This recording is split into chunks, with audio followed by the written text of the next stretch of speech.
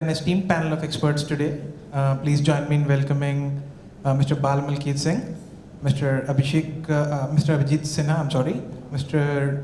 Maxon Lewis, Mr. Jayakishan Agnihotri, and Mr. Gautam Pal. Maybe we can start with a brief intro of our panelists, and maybe you can share a bit about yourselves and how your organization is navigating the regulatory compliance and government policy updates for the sector.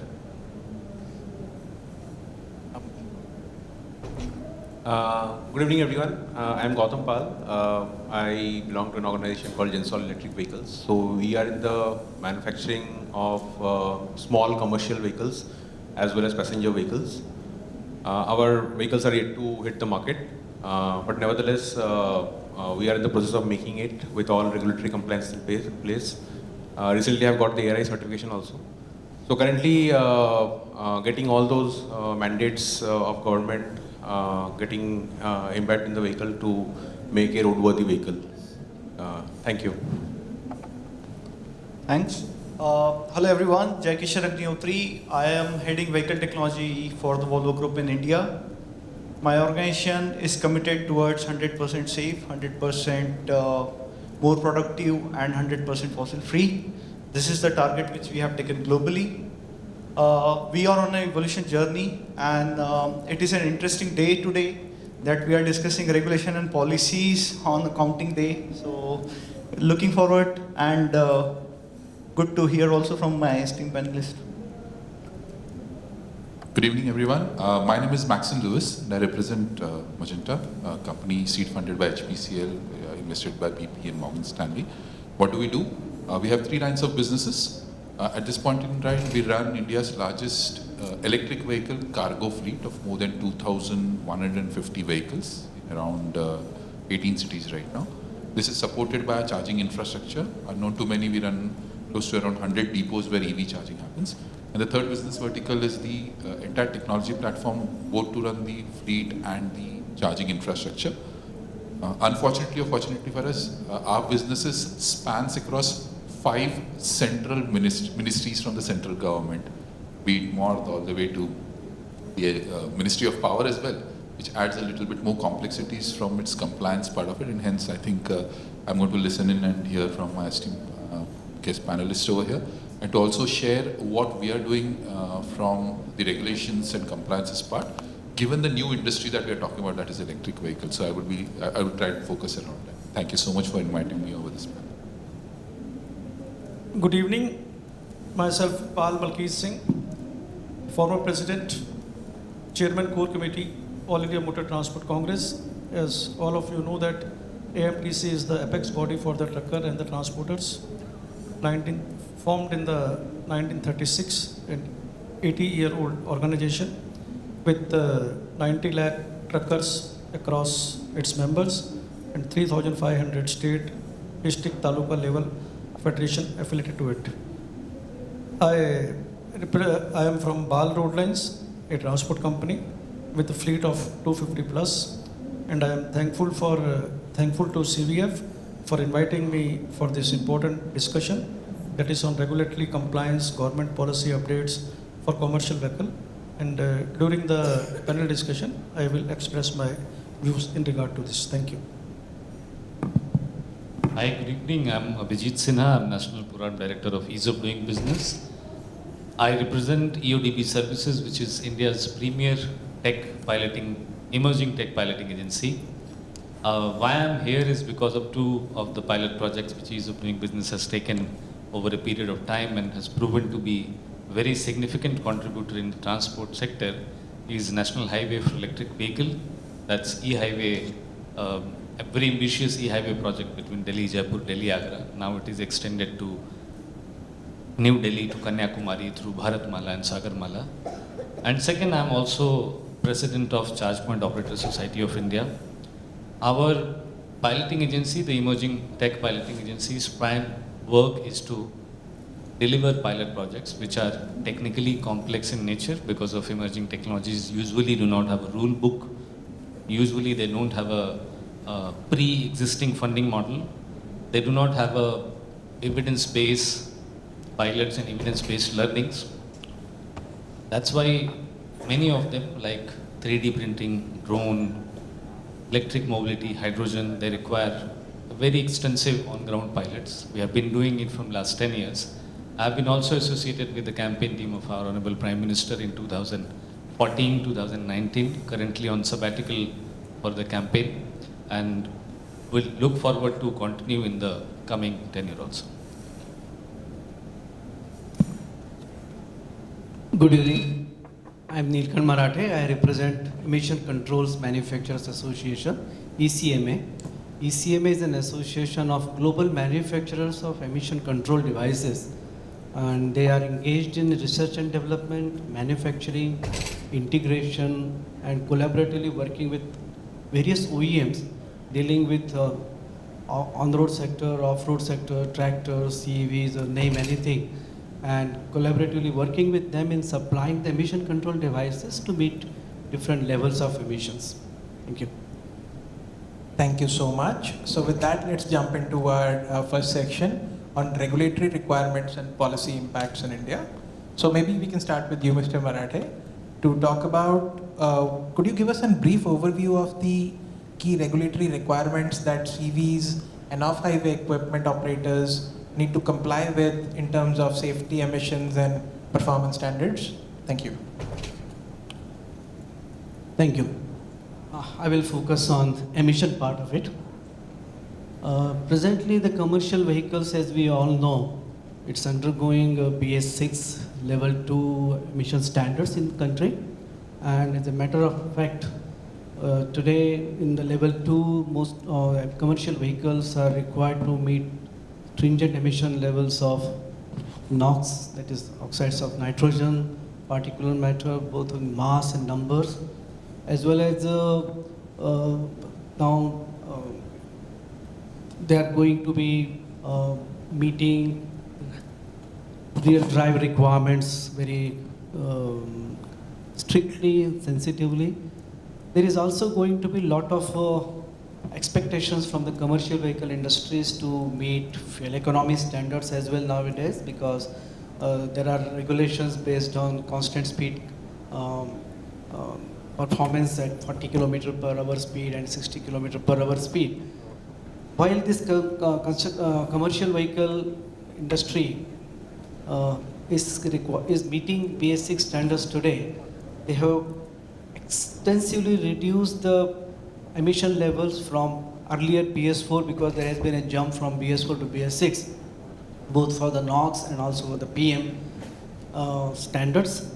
And you will notice that as this economy is growing rapidly and highway network is also expanding throughout the country, and also there is a huge increase in the traffic, freight traffic, and road transportation is probably taking care of more than 50% of freight traffic load. After that, the rail transportation is there, and increasing movement of the people, intercity and intracity both, has also called for different types of vehicles running on the road, and it is seen and reported that particle matter load coming from the commercial vehicle sector is quite substantial, and that is why this BS6 has really made a big on way to make the reduction in those emission levels. However, one important thing that is happening today, that most of the cities, they have created bypasses, and then they are not allowing heavy commercial vehicles to pass through the city area or urban area, and that is one good thing that is happening at the same time. And we must remember that whatever good has happened because of the introduction of the BS6 vehicles is shadowed because of the large population of the older vehicles, polluting vehicles are still existing on the road. Therefore, if you want to really take the benefit of the BS6 compliant commercial vehicles in reducing the emissions and see its visibility, it is important that the old vehicles, all kinds of polluting vehicles are replaced as fast as possible. One thing that I would like to bring to notice that ECMA has done an extensive work on understanding the efficacy of the particle filter. And it is very important at this moment to share with you all that we have seen that particle filter does work very effectively on BS6 vehicle. That is one of the boon that you can see. We have done the experiments on diesel vehicles with the particle filter, and we found that under different levels of air quality index, the output at the tailpipe, particularly for the particle mass and particle number, has been more or less flat and well below the BS6 limits. And one more thing that we have noted in all experiments, irrespective of the air qualities that is fed to the vehicle in the intake, the particle mass level, particle number level at the intake air is much, much higher compared to the tailpipe number. That means the particle filter is working very effectively, not only reducing the particle mass and particle number at the tailpipe, but at the same time it is controlling the emissions or pollutions or pollutant that is existing in the intake air. It's working like a filter. What I want to raise and tell that intake air is not only polluted because of the tailpipe emissions coming from the vehicle. It is polluted because of things coming from other sources like dust, construction, industry and all that. So all those things are getting filtered by the particle filter. What I want to say before I end up, that the particle filter, for example, will not only reduce the tailpipe emissions in a large way and create a clean atmosphere, but at the same time it will do a good filtration of the whole ambient air around. Thank you very much. Understood. Thank you so much. And hopefully with rising electrification, probably done. All right. So moving on to Mr. Singh from AIMTC. And maybe Jaikishan, you can also chime in here to talk about the recent policy updates or proposed changes by government that has significant implications for the industries and how companies are preparing to adapt to these changes. So Mr. Singh, probably we can request your views first, and then Jaikishan, you can chime in. So I would like to answer your question into three parts. First is recent policy update and proposed changes by the government and its significant implication on the industry and how companies are preparing to adapt these changes. So as we are seeing that Indian commercial vehicle and off-highway equipment are facing significant changes due to the recent policy update and the proposed regulations. And the recent, you can say, scrapping policy 2021 AIS 140, that is a vehicle tracking system, emergency button in the public transport vehicle for enhanced passenger safety, speed limiting devices SLD, high security registration plates as such HSRPC, and off-highway equipment have, due to the infrastructure development, have increased the demand of tippers, trailers, hook lanes, crane, etc. And here I would like to also add the recent, which the regulation come in force, that is hit and run case 1062. And the proposed changes which are coming are AC cabin and mandatory advanced driver assistance systems to monitor the driver behavior and lane cutting warning, etc. Now it is significant implication on the industry because any regulation, any changes enhanced our cost. It come with a cost, and we are also telling to the government, state government, central government, that stakeholders should be consulted before bringing out any regulation, any changes for the industry. As you can see that scrapping of the old vehicles, that is a scrapping policy, which will increase the cost of the vehicle, and the small road transport operator, जिसकी की रोजी रोटी है, जो चालक से मालक बना है और जो एक गाड़ी चलाकर अपना परिवार पालता है, he will be out of business. So that would have been thought over by the government, how they will be surviving. And recently, you have seen on the 1st of January this year, all of a sudden there was an announcement by Mr. Amit Shah in regard to the Bharatiya Nyaya Sanhita, and 106 hit and run cases. And we immediately sounded the government that it will have a very implication, entire supply chain will be badly affected. As soon as the 25th of December, when it was notified by the President of India, we immediately shot up the letter to the Prime Minister, Amit Shah ji, Nitin Gadkari ji, that it will have serious consequences on the supply chain of the country. But no heed was taken, no action was taken. As expected by us, there was a spontaneous reaction by the drivers on 1st of January, and immediately we were called for the consultation. And on 2nd January, we have the discussion with Mr. Ajay Balaji, he is the Secretary Home, in presence of the Amit Shah ji, and they asked us what is the way out.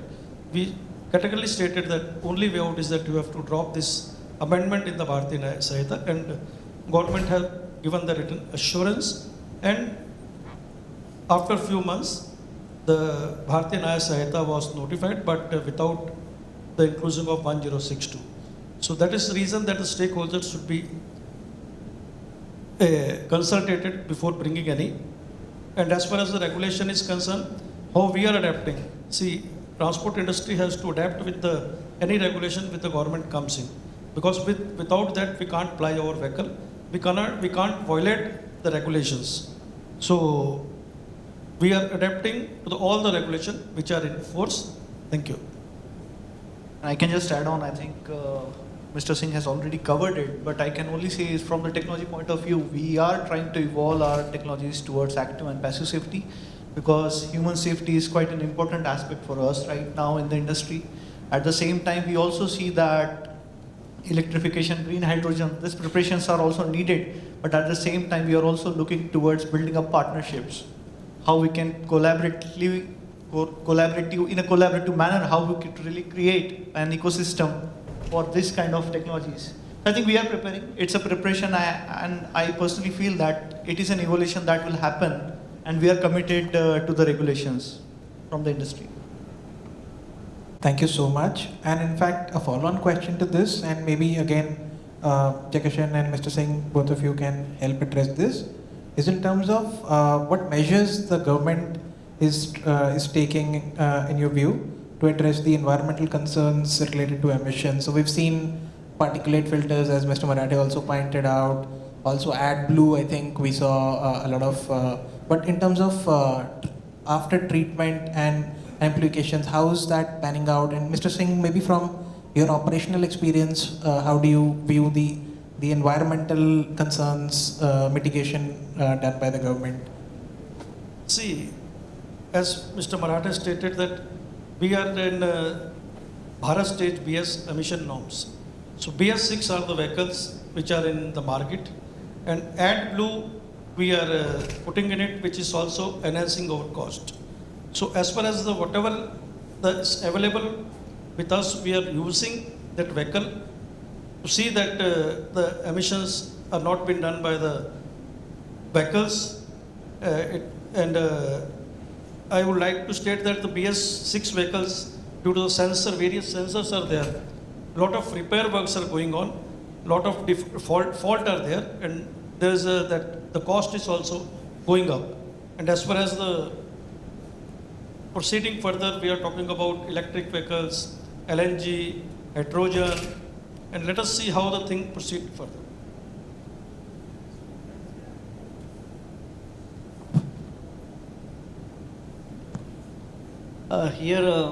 I would just like to add about this AdBlue sort of thing. There has been some observation that most of these BS6 vehicles, that is commercial vehicles, they are essentially required to be fitted with the SCR, selective catalyst reduction catalyst, to control the NOx emissions. And certainly AdBlue is the main agent which does the chemical reactions within and then reduces the NOx emissions to a great extent. There are observations that the users or the drivers who are there on the road, they're probably not very serious about filling the AdBlue to the required level either, or they are not at all filling. And there are some defeat devices available in the market which then bypasses the OBD, and because of that the vehicle is still running on the road. Otherwise, if OBD is working seriously and if there is no AdBlue in the tank, then probably that either the vehicle engine will be reduced the torque or it will not run at all. But because of this, what is happening? Instead of reducing the emissions of NOx at the tailpipe, extensive increase in the emission is happening because engine out NOx is going out in the tailpipe. So we should be very concerned about it, and we should educate the end user that if AdBlue is not used, which is not filled because of maybe some saving of money and all that, if it is not used, we are only going to produce and emit out huge amount of NOx emissions, and which is not good from both environment point of view and health point of view. So I would request the association through Mr. Singh to make attempts to educate the end users from our behalf, and it will also, whatever technology has gone in, whatever investment has been done by the OEMs and the collaborating other partners in bringing those technologies to meet BS6 emission limits to reduce the emissions, it will go waste, and we will not be able to meet the emission target that we are looking for. I would like to update that the industry and user are already educated about this, and they are taking all due precautions by monitoring the AdBlue, and they are taking AdBlue from the authorized dealer workshop only. Instead of taking from the local market, they are putting from the authorized dealer only. I'm not only talking about the quality. There are reports that they are not at all filling. And since there is no AdBlue in the tank and there are defeat devices, therefore the sensor doesn't work and engine is still running and they are making their trips, but at the same time emitting a lot of NOx out. Since it is invisible emission, you cannot see it unless you measure. So that is what the request through you. With the advanced technology, we get the alert also that the vehicle needed to add AdBlue with the technology which is available with us. Thank you. But I can quickly add in that for the industry, I think I could also thank Mr. Sinha that ease of doing business. The government scheme on PLI, it is something which is really attracting in a way. And I would also say that we also need to look the way US does it. I think they are more into carbon credits, but there is a way for us also to go in that direction towards the carbon credits, I would say. Just to add on this, I think we have very well stressed on the BS 6 and 6.2.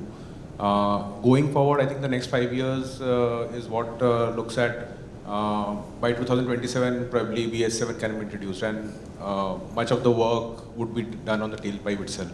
Because I have been hearing a lot many conversations on the tailpipe side, so there will be a lot more complexities which will be added on the tailpipe side of things, and probably on the engine side of things, you can see not many organizations are investing on their ICE engines, particularly the diesel side of it. And even on the petrol side of it, if you see, engines are moving more from naturally aspirated to your turbo engines. So efficiency needs to be increased. I think there is a lot of pressure on the OEM side to move into CAFE positive side. I think just to quote an example, Maruti is only one organization in the country who is not producing any EV but is a CAFE positive organization. So they have achieved it. I think the industry also needs to follow that with lighter vehicles, with more usage of high strength steel, more fiber parts into the vehicle, without compromising obviously on the safety part of it.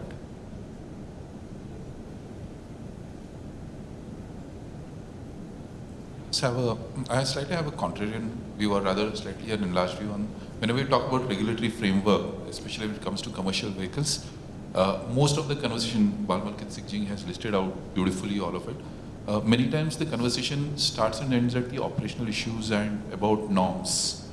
But not many of the conversations around the regulatory framework around the entire business models. Now I'll just give an example of GST, which kind of has a potential to undo the entire industry. Maybe Singhji and I we were discussing the other day, is the fact that the entire commercial vehicle operations, the cost of GST is becoming a cost of business, especially for individual vehicle owners. Now that's real impact of a regulatory framework. Another one is, I mean, we may not talk about it as much, but the government is thinking of undoing the entire toll gate system is going to change. which will require a lot of the, so 76% or rather close to around 80% of the entire commercial vehicle segment is 1 or 2 vehicles, right? And they now are expected to have a technology backend framework to work with them. So I also believe that these are some of the regulatory frameworks which have a much larger business impact rather than an operational impact, and which should be part of the conversation if ever the entire thing has to be taken in its full view. So I just thought that conversation can get elevated. Yeah. Sure, thank you. Yeah, I think it has to be thought through from the business operator's perspective, and then from a unit economics, and then maybe a framework, as Mr. Sinha also was mentioning, consultation-oriented framework is what we need to move towards. All right, so moving on to next section on safety and compliance processes in India. So I'll invite Mr. Agnihotri and Mr. Lewis to talk about what role do advanced safety features such as collision avoidance, electronic safety controls, and ADAS play in improving vehicle safety and meeting regulatory requirements in India. Maybe we can start with you, Mr. Agnihotri. I would say there is a rapid transformation that is happening around the both active and passive safety again. On the passive safety aspect, we are talking more around the frontal collision right now, but there is also a need around talking the rollover protection, because that is something which we should think of. Mr. Singh has also covered, like we have come up with speed limiting devices, we also are coming up with mandatory ABS, or we could also say that we are coming up with airbags or the driver comfort. So it is important that we really look creating a better driver comfort. At the same time, we should also look towards how we can create safety towards the driver and the vehicle.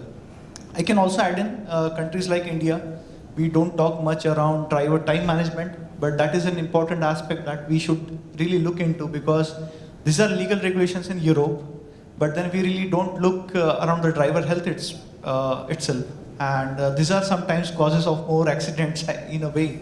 So I would say driver state monitoring, driver time management, these are key aspects that we really need to look in now, so that we really create better safety solutions across. And for the industry, it is also potential for us, because if you create this kind of feature, we could also offer these features towards the more developed markets. So it's a win-win situation for both the industry and also to the regulatories in a way. We are October 25, N2 and N3s are all going to have air-conditioned cabins. And that adds to the cost of operations, but my personal belief is that is the cost of safety. It's non-dispensable. I think if everyone does it, then it becomes everyone's cost. So it's, I would believe it that way. And I would think of that being true for a lot of the norms that are coming in. CAFE norms is still not on commercial vehicles, and I hope and someday that they do it as well. And I'm sure if things go the way it is, and for everyone's information, the CAFE norms is more corporate in nature.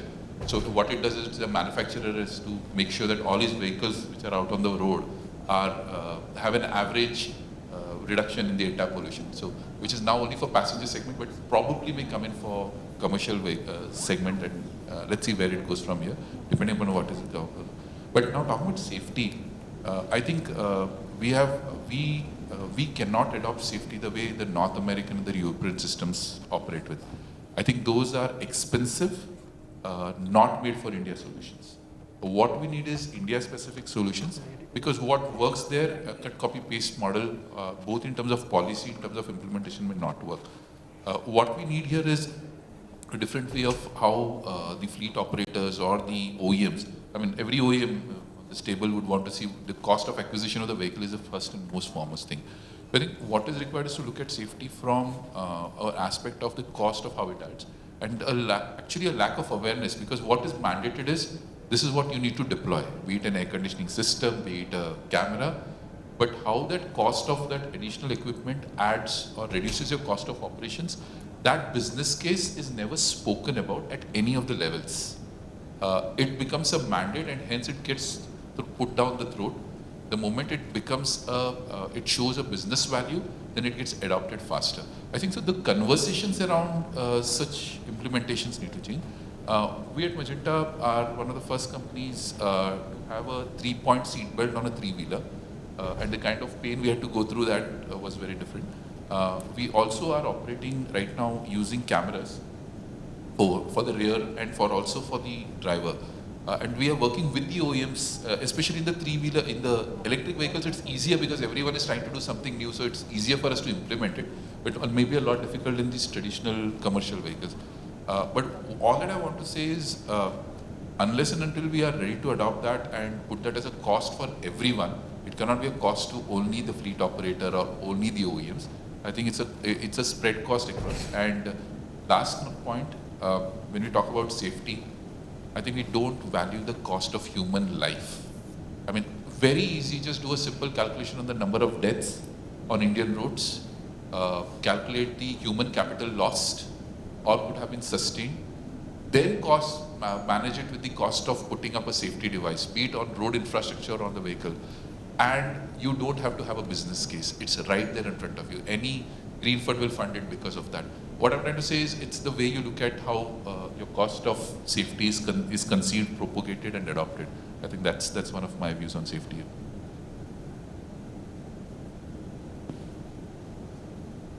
Thank you so much.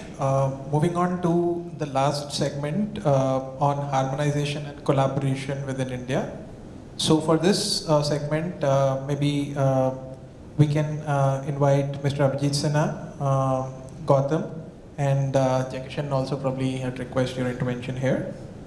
So talking about the efforts which are being made today to harmonize with regulatory both on national and international scale, and especially on the traffic regulatory requirements and the standards of CVs and off-highway equipment. So maybe Mr. Sinha, you could throw some light about these regulations and how harmonization is happening, and then we can roll it further. Thank you. और काफ़ी सधे हुए शब्दों में पूछा है उन्होंने. Regulatory properly, if I say in more blunt words, here what we need to discuss is the problems which each and every operator, also the individual absence driver are facing. It is with traffic police sometime, it is with RTO staff sometime, it also hits sometime the business model. Because you also have to consider a considerable amount of bribe which you are paying while entering into highway, while entering into cities. These regulations are written in books of law. So definitely a very worth asking question from somebody who is heading ease of doing business. My day and night is dedicated to how we can make ease of doing business easy. So just to be safer on the side, we do not land into a controversy. What I am going to reply is my personal views. It does not represent Government of India, ease of doing business, or even National Highway for electric vehicle. RTO is the most corrupt organization as a body which loots more than what a dacoit of Chambal would have looted. December 2015, Economics Times, not my words, these are the words of our Union Minister, Shri Gadkari ji. 2015. This has not started today, or the efforts which we are going to make has also not started today to streamline regulations, particularly in terms of corruptions, which you say any sort of corruptions which is contrary to the national vision of a nation. For this, we need to understand both of them. The national vision is to reduce the logistic cost from 17% to one digit, 7 to 9%. This is the requirement of India, that we need to focus collaboratively in a partnership mode if we want to grow as a country into economy. And second, we need to reduce our oil import bill.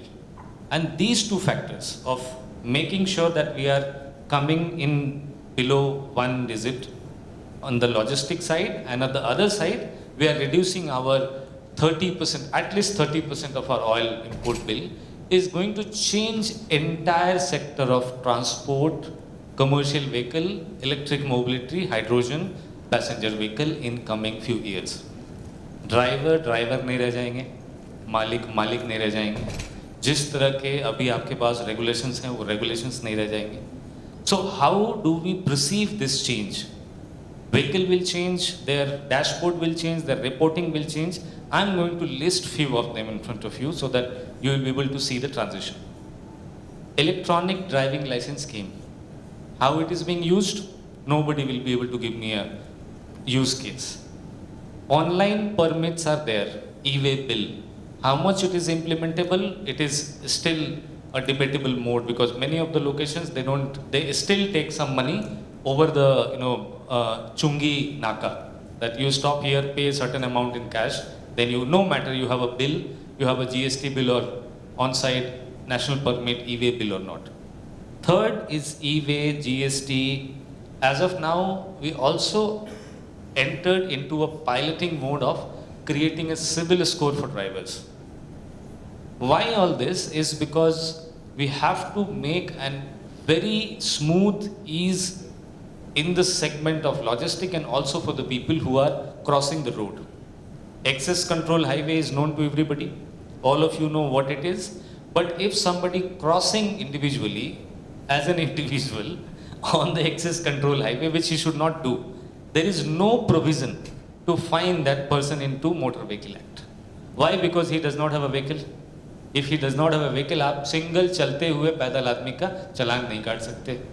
अगर उसको चोट लग गई, कोई मर गया, किसी को हादसा हो गया, then there is another problem, series of problem.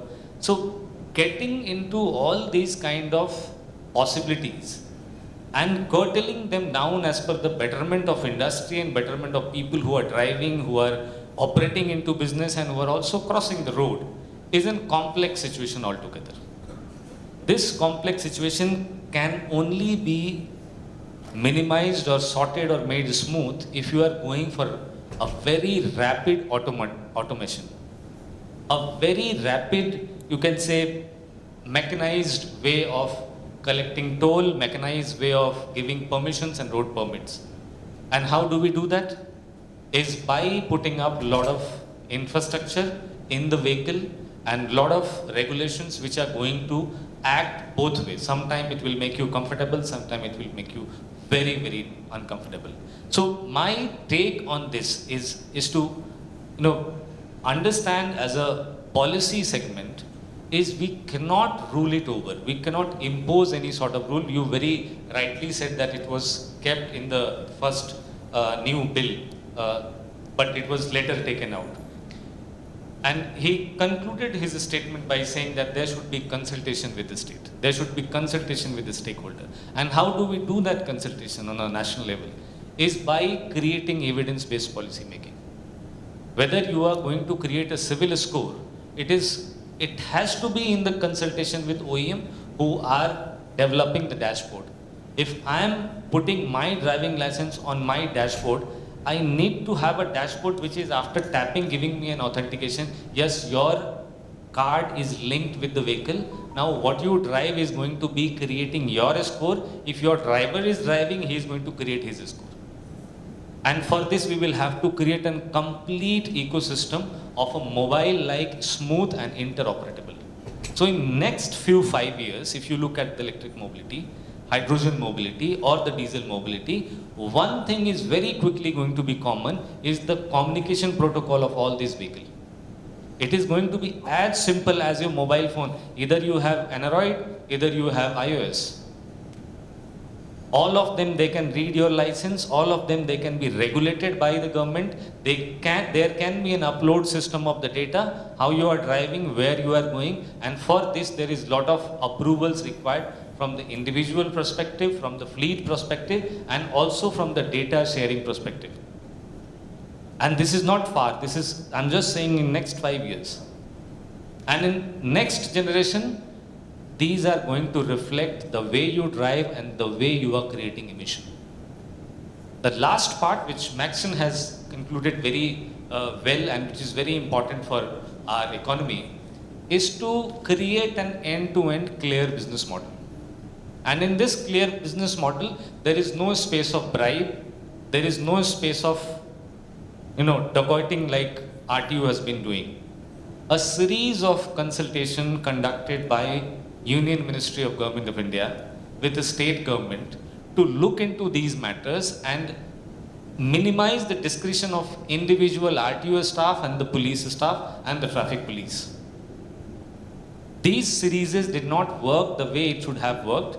Then there are new laws of new Motor Vehicle Act, which is yet to be presented and passed by the Parliament, is there to make sure that everyone who is operating in the business sequence is going by the rule, and if it is going by the rule, nobody should have power to stop them. Even the time which we are wasting on the toll is actually a toll on the economic system. Per se, from the perspective of road, also from the perspective of physical toll. So there are 4 or 5 pilots which I would like to mention here. It's a very interesting Mr. information. Sinha, in the interest of time, maybe we can probably very quickly cover it. I'd request you. I'll just name them, I'll not go into Thank you. detail. One is civil score for the driving. It's very, very important, very soon going to come.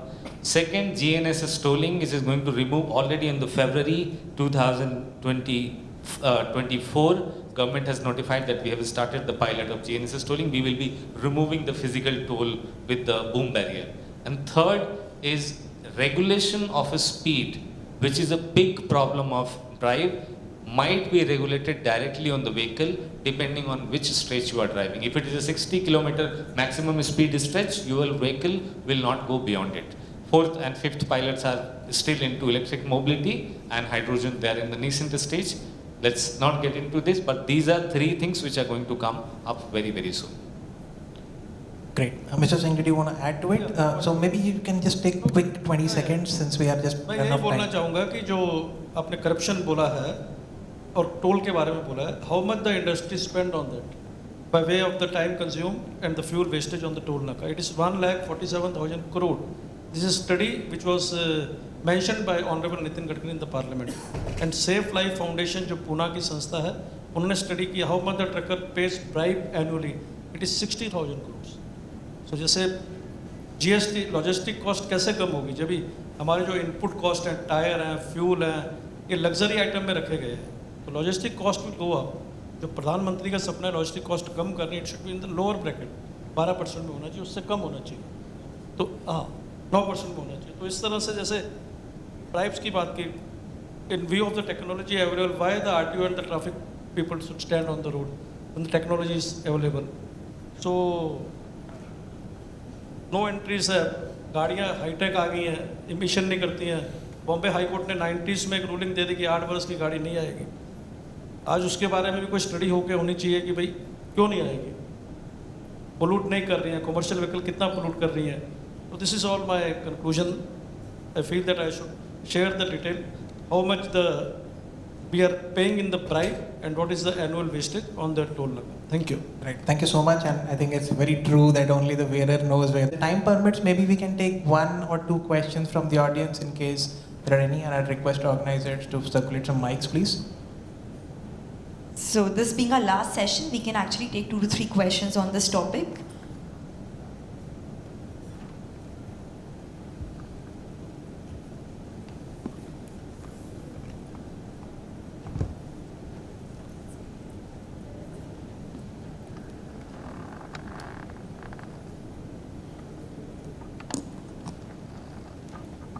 Good evening, I'm Aditya from Curtis Wright.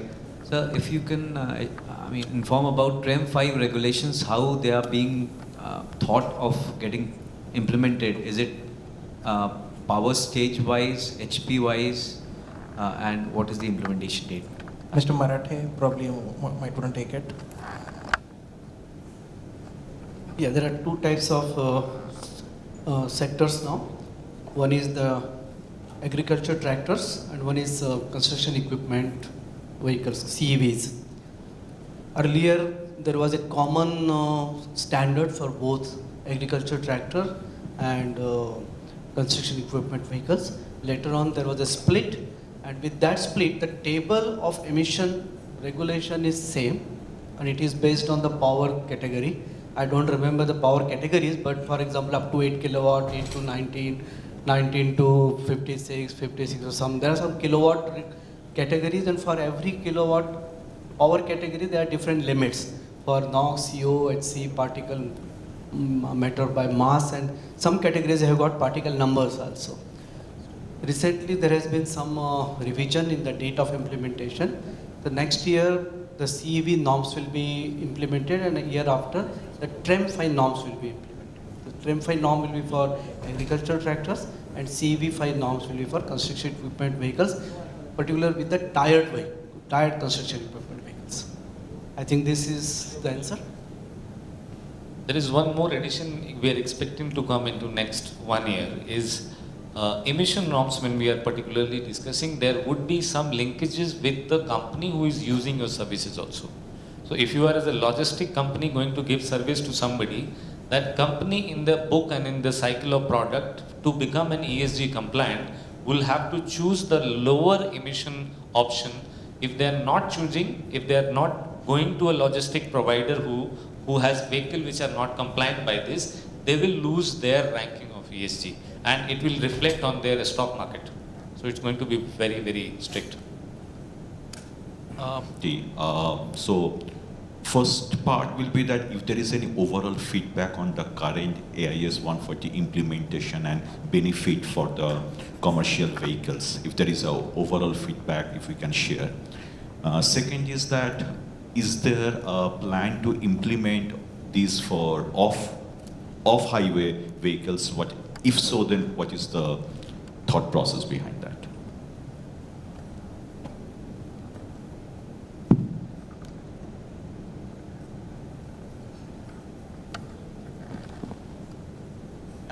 I think we don't have enough responses for it. We'll probably have to take it offline unless anyone wants to attempt it.